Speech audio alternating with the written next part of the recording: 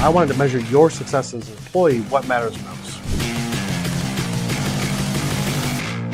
Welcome to this week's live. Now, last year we made a lot of content, but this year we're going live every single week. We go live every single week? Yeah, dude, that's what we need to do to dominate this industry. Guys, follow us on every social platform, subscribe on YouTube. Now let's get into this week's episode and head into the studio.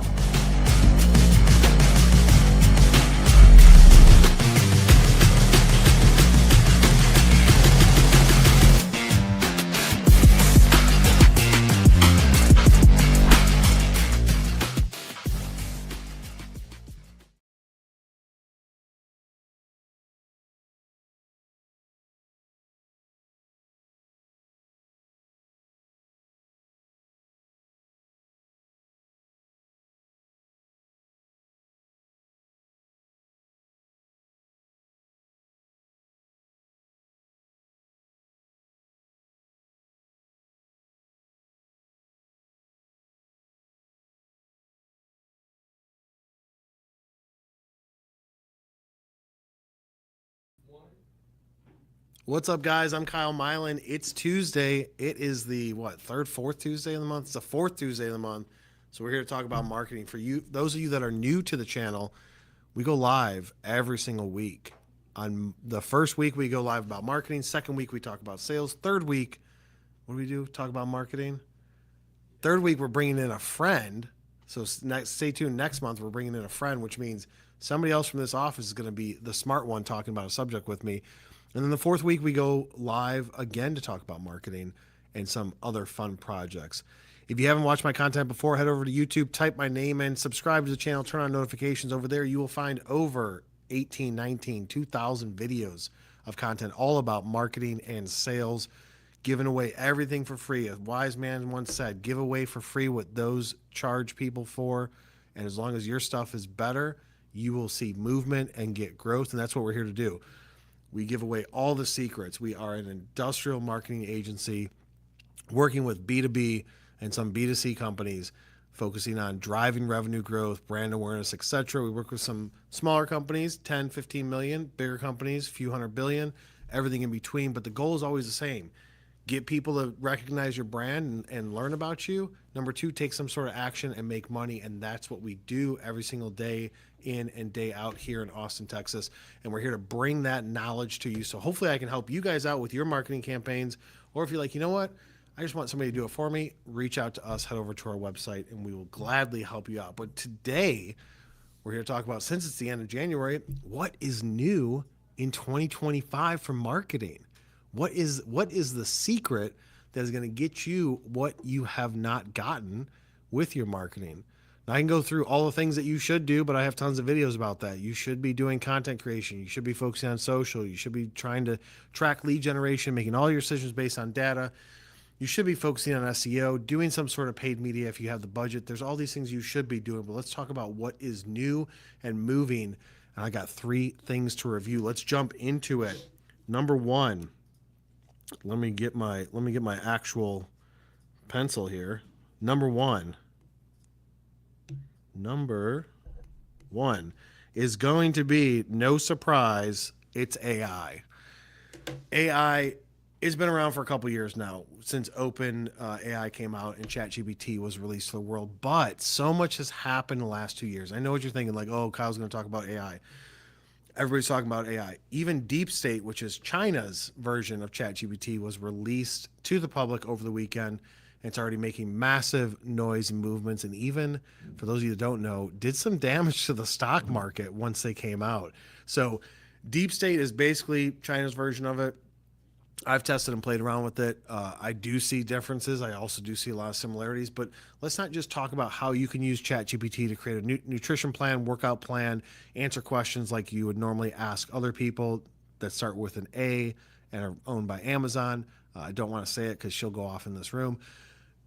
Or Siri type stuff, like ask Siri, like, what about this? What about that? So besides the normal, let's say the normal functionality of what normal people are using, AI in your daily life when it comes to systems, this stuff, everybody's been adopting it. First, they started with beta last year, whether it is your CRM system, your marketing automation platform, all those things are like, hey, we got this new thing. It's beta version. You want to test it out? We're going to create these posts for you on social based on what you did here. HubSpot's got a cool one with their, it's using, what the hell do they call it? I forget what they call it, but it's a new one where you can say, here's my landing page. It reads through your landing pages using ChatGPT basically in the back end through an API call. Reads your landing page and like, hey, based on this landing page, here's 3 posts that we think you should create on social, or here's an article topic that you should create to go with this landing page or go with this page of your services. That's been around for now, I think, probably about 4 months. But what everybody's doing is they're saying like we need to get ours too. We need to take our system and how can we implement AI into it? How can we use ChatGPT or the other systems out there and their open API platform to do API calls to say the user wants to do this, whether it's a chat bot and it goes in the back end and uses a GPT type system, or it's content creation. SEMrush, which is the leading SEO platform for all those SEO nerds out there, where it comes to research, validation of analytics, all that stuff. SEMrush has one with their content side where they can use AI with human interface to be able to create content, articles, outlines, all that stuff, or even write the article for you. But you can't really train it. I am by no means an AI expert, but I know more than most because I have created near the end of last year an extensive amount of custom AI platforms here for us to use and things that I use on a daily basis where I'm developing own custom GPTs and custom AI tools and then using it in our daily life here to make things more efficient and smooth and remove those mundane tasks. So before it used to be automation, now it's automation with AI. And this is where it really gets crazy is that over the next 12 months, we're going to see an exponential growth of adoption of systems with AI. Microsoft introduced Copilot. Zoom US uses Copilot. It's like whether it's you have a video meeting and it's sending you the summary, the recording, notes from it, all that stuff. That's all AI based, and they're just using other people's systems. Whether it's on the search side, so your generative search experience, so your GSE, which is Google. You type in a question to Google and you get the AI summary at the top. Everybody now is like, how do I get into that AI summary? And it's so simple. The AI summary is just pulling from links. If anytime you search something in Google and you see the summary, it's got a little paperclip icon for a link, and to the right of that, it shows where it's pulling this information from. The craziest thing was like 2 weeks ago, I was researching something and I needed to know how to do something in a program, and it pulled a source from like 2012 instructions on how to do some settings to get it to do what I wanted to do. And I was like, this is horrible because the platform that I was working on has changed so many times since 2012 that that's outdated. But all it's doing is looking at the organic search results below it and pulling information from it based on your question, serving that up in an organized, summarized response, and then saying basically, if you want to learn more about this response, click this paperclip and we'll show you what page we got it from. It highlights it on the right hand side. And then you can go and view that page and it'll even highlight where they pulled it from. So it's just making it easier for you to use. And it's a great system, but everybody's like, how do I get there? You get there by getting to the top organically for those positions. And then AI naturally will pull in your information. There's lots of things that AI can't do when it comes to search results as far as summarizing. That's videos. So you're going to see more of this, and you got to kind of like accept the fact that AI is here, regardless of your industry, regardless of your position, and how can you best utilize it to make your stuff more efficient? It could be generating reports, outlines, answering questions, content topics. You can go into ChatGPT, you can go into Deep State, you can go into any of these programs and be like, I work at this type of company and we want to create a content schedule, and the content should be focused around this demographic and these topics. What are some ideas you have based on doing some SEO research? You can get there pretty quickly to 70%, 80%. What it has not done yet is to be able to, if you don't have the knowledge, you can't call it on the bullshit. So when it does come back and say, this is what you should do, if you don't already have the knowledge and you just take what it says and run with it, you're going to be missing some things, because without the knowledge, you don't know what's good and what's bad. And that's happened so many times here as I build out these systems. It's like, well, this isn't correct because based on these things, I would not recommend doing it like that. Or based on these things, those topics would not be a good fit. Or based on the SEO research that you did, AI system, I'm going into my own platform and doing it long form, and it's not completely accurate, but it's great for creating ideas. So you got to adopt it, jump right into it, and just be like, look, I'm going to learn more about AI. We're going to be creating more content about it. We're going to be doing some screen shares and showing you some things that we've made to make it simplistic for people to use. If you're creating video content, even here, I've created a custom GPT based on our video content, titles, topics, all of the descriptions, etc., to be able to say, hey, here's what type of description should we have for this video topic? What type of a hook should we have for this video? What should be the starting point, etc.? That's all easy stuff to do that just saves time from a creativity standpoint. So it's making its progression. It's going to see more and more in the systems that you use every day. So embrace it and look at the limitations that you can use it with, and then use your brain and be like, is this good? If it's good, great, use it. If it can only get you 80% of the way there, you should still be doing something.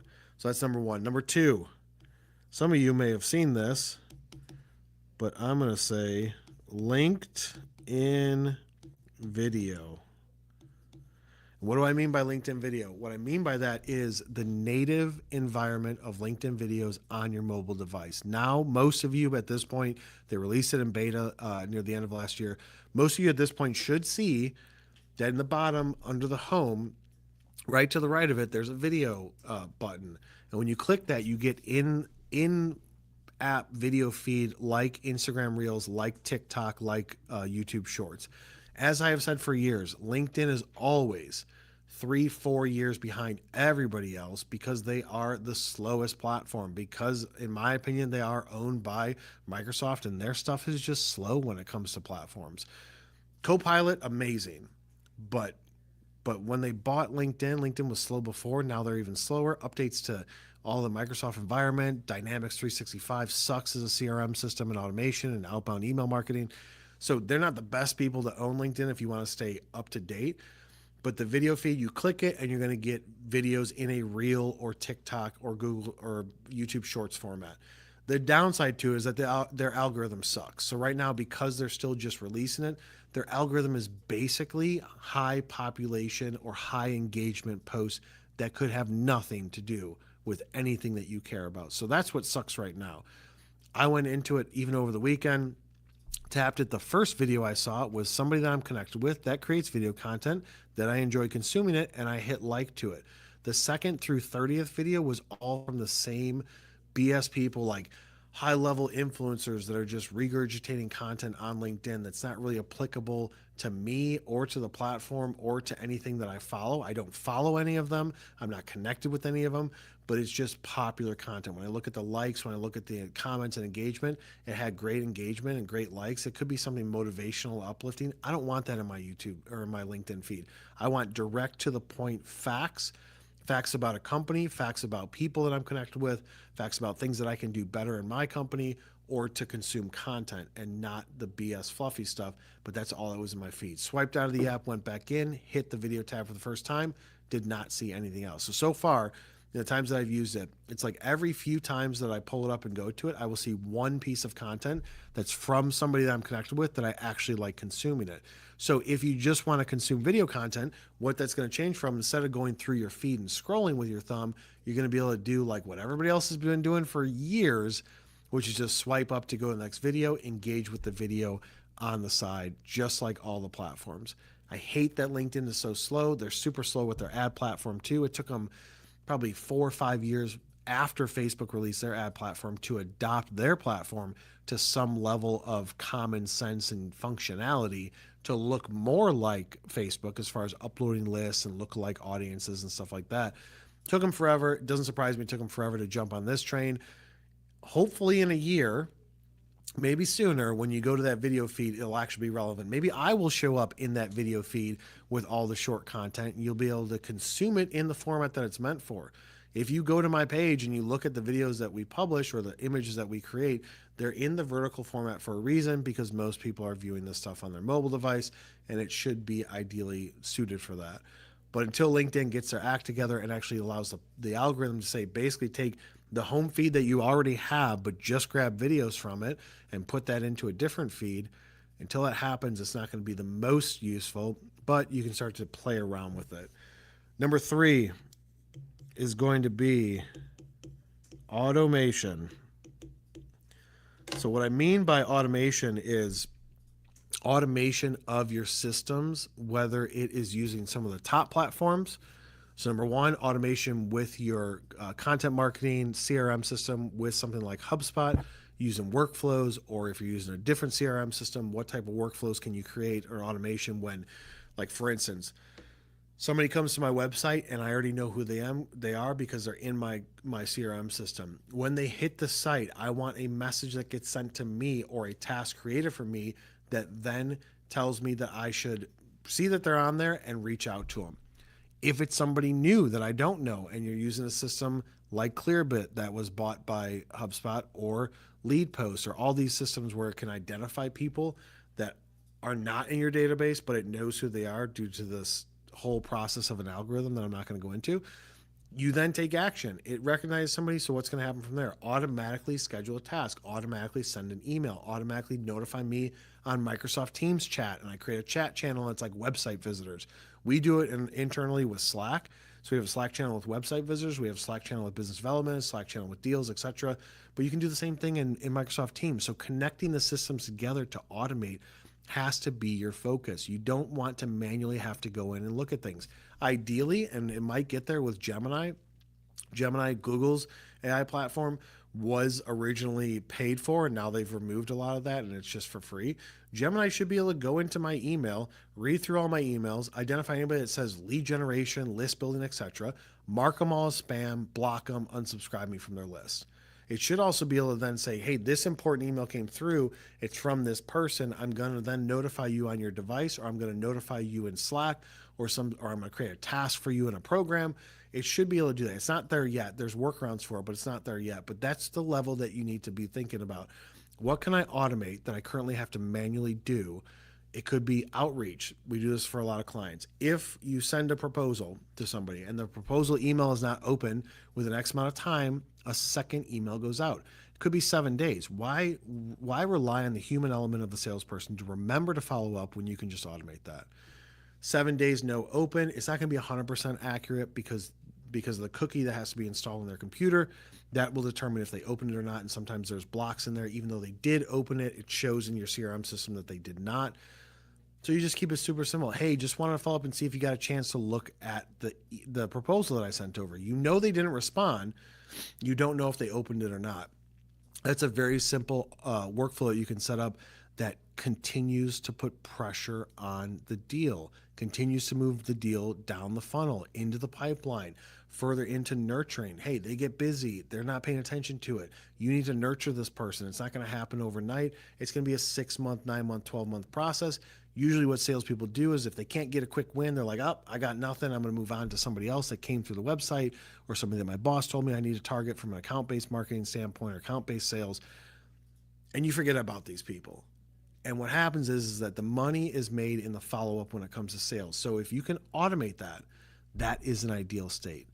You want to get as many deals in as possible. Focus your time and attention on those that need it, that are looking to close, looking for information, need to be sold to, etc.